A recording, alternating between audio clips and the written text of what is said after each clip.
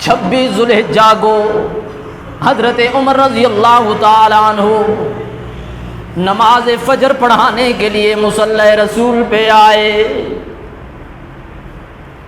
ایران کا ایک مجوسی ابو لولو فیروز جس کا نام تھا، اس کی حضرت عمر رضی اللہ تعالیٰ عنہ سے دشمنی تھی۔ ایک دن آ کر کہنے لگا، امیر المومنین،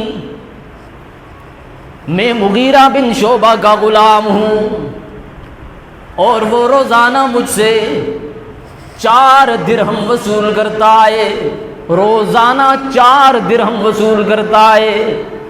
میں غلام ہوں، آزاد نہیں ہوں، اتنی مزدوری نہیں کر سکتا، آپ مغیرہ بن شعبہ کو بتا دیں ذرا کم کر دے۔ فاروق اعظم رضی اللہ تعالیٰ عنہ نے فرمایا، تو مجھے کمزور نہیں لگتا، تو صحت مند ہے، تو طاقتور ہے، تو 4 درہموں کے بجائے 8 بھی لا کر دے سکتا ہے۔ میں مغیرہ بن شعبہ سے یہ بات نہیں کہتا۔ اس مجوسی نے یہ فیصلہ کر لیا، یہ میری بات نہیں مانے گا، میں بھی اس کو زندہ نہیں چھوڑوں گا۔ وہ دیکھتا رہا کوئی ایسا موقع آ جائے عمر کے سینے میں تلوار اتار دوں۔ آخر اس نے یہ سوچا، جب نماز پڑھانے کے لیے جائے گا میں پہلے سے جا کر محراب میں چھپ کر بیٹھ جاتا ہوں، آتے ہی میں اس کے سینے میں زہر آلود خنجر اتار دوں گا۔ یہی ہوا، وہ آ کر چھپ کر بیٹھ گیا۔ حضرت عمر رضی اللہ تعالی عنہ جو ہی نماز پڑھانے کے لیے مصلی پہ آئے، وہ بدبخت وہاں سے نکلا اور اس نے آتے ہی حضرت عمر رضی اللہ تعالی عنہ کے سینے میں زہر آلود خنجر اتارا۔ حضرت عمر نے پہچان لیا، یہ تو وہی بدبخت ہے، یہ تو اب مجھے زندہ نہیں چھوڑے گا۔ نیچے گرنے والے تھے، گرنے سے پہلے اپنا ہاتھ پیچھے بڑھا کر حضرت عبد الرحمن ابن عوف کا ہاتھ پکڑا اور فرمایا، عبد الرحمن، میں زخمی ہو گیا ہوں، اب نہیں بچ سکتا، تم آؤ میری جگہ نماز پڑھاؤ۔ ہم ہوتے تو سب کے سب آگے پیچھے ہو کر بھاگ جاتے، تم آؤ نماز پڑھاؤ، آ کر امت کی امامت کرواؤ، امت کی نماز میں خلل واقع نہ ہو جائے۔ عبد الرحمن ابن عوف رضی اللہ تعالیٰ عنہ نے آ کر نماز پڑھائی۔ وہ بدبخت مجوسی، اس نے بھاگنے کی کوشش کی کہ میں بھاگ جاؤں، کسی طرح مجھے کوئی راستہ مل جائے، لیکن مجاہدین کی صفوں سے بھاگنا آسان نہیں۔ وہ مجاہدین کی صفیں تھیں، ہر صف میں صحابی تھا، کیسے بھاگ سکتا؟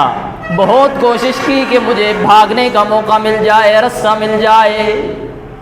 کئی صحابہ کرام زخمی ہوئے اور شہید بھی ہوئے اسی وقت مسجد میں، لیکن اس بدبخت کو بھاگنے کا موقع نہ ملا۔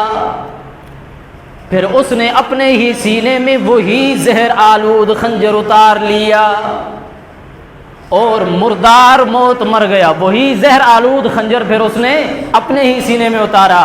اور آج بھی حضرت عمر کے دشمن نظر آتے ہیں اپنے ہی سینے کی سرکوبی کرتے ہوئے، اپنے ہی سینوں کو زخمی کرتے ہوئے۔ حضرت عمر اور حضرت حسین کے دشمنوں کی یہ نشانی ہے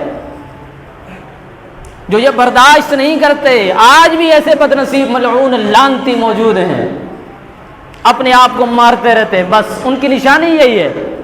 اور اس کے لیے یہ سب سے بڑی دلیل ہے کہ جس نے حضرت عمر کو شہید کیا تھا اس نے اپنے آپ کو مار دیا اور اسی خنجر کے ساتھ مار دیا۔ حضرت عمر رضی اللہ تعالی عنہ نماز کے بعد گھر لایا گیا اور اپنے بیٹے کو بلایا، عبداللہ کو رضی اللہ تعالی عنہ۔ فرمانے لگے، بیٹا میرا حال تیرے سامنے، میرا سینہ تیرے سامنے، اب تو بھی دیکھ رہا ہے کہ میں زندہ نہیں بچ سکتا، اور میری آرزو ہے، میری تمنا ہے، میری یہ خواہش ہے، حجرہ عائشہ میں جہاں میرا محبوب سو رہا ہے مجھے بھی وہیں سونے کی جگہ مل جائے۔ تم جاؤ ام المومنین سیدہ عائشہ رضی اللہ تعالی عنہا کے پاس اور جا کر کہو میرا باپ زخمی ہو گیا ہے، اب زندہ نہیں بچ سکے گا، اس کی آرزو ہے، اس کی تمنا ہے جب دنیا سے رخصت ہو تو محبوب کے قدموں میں ہمیشہ کے لیے جگہ مل جائے، آپ اجازت دیجئے۔ بیٹے نے باپ کو یہ جملہ سنا تو بیٹے کی آنکھوں میں آنسو آ گئے، آنکھیں اشکوں سے بھر گئیں، لیکن باپ کا حکم تھا، جانا پڑا۔ روتے روتے گھر سے نکلے، سیدھے ام المومنین کے گھر تشریف لائے اور آ کر کہا ماں جی مجھے عمر بن خطاب نے بھیجا ہے، اور وہ مصلی رسول پہ نماز پڑھاتے پڑھاتے زخمی ہو گیا اور اب شاید دنیا سے چلا جائے، اور اس نے کہا ہے کہ مجھے محبوب کے قدموں میں سونے کی جگہ مل جائے، اگر کرم فرماؤ تو اجازت دے دو۔ سیدہ عائشہ رضی اللہ تعالی عنہا کی آنکھیں بھی برس پڑی، فرمانے لگیں وہ جگہ تو میں نے اپنے لیے رکھی ہوئی تھی کہ میں محبوب کے قدموں میں جا کر سو جاؤں گی، لیکن عمر مجھ سے جیت گیا، شاید عمر مجھ سے پہلے چلا جائے۔ عمر خوش نصیب ہے کہ عمر کو محبوب کے قدموں میں سونے کے لیے جگہ مل گئی، جاؤ جا کر خوشخبری سنا دو، اجازت دے رہی ہوں، وہ جگہ دراصل میں نے اپنے لیے رکھی ہے، لیکن تو مانگ رہا ہے تو چل تیرا مقدر لے جا۔ بیٹا واپس آیا اور آ کر کہا ابا حضور اجازت مل گئی۔